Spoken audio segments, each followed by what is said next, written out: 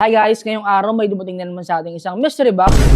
Sana hindi to isang balikbayan box. Pero maganda, nandiyan kayo para samahan ako at alamin kung ano ba ang nasa loob ng box. Kaya pang inaantay nyo, unbox na natin to. Tara!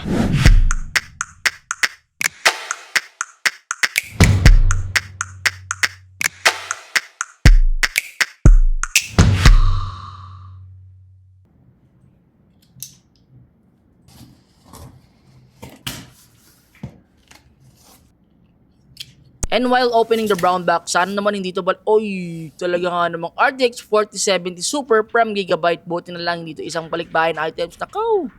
But anyway, let's unbox and furthermore nang sa ganun ay makita natin kung anong mga kasama sa loob ng GPU na to. At magkaroon ka na rin ng idea guys. Let's go!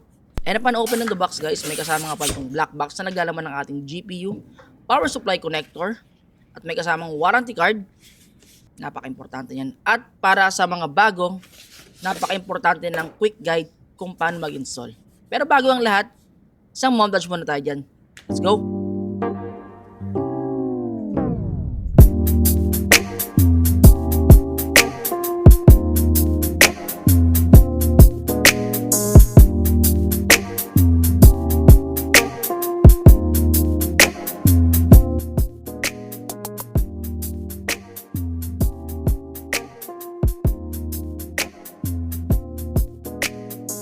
Sayang lang guys, hindi namin ito nagawa ng testing and benchmarks kasi may mga inantay pa kaming parts. Pero hayaan nyo, next time magkakaroon tayo ng benchmark and game testing.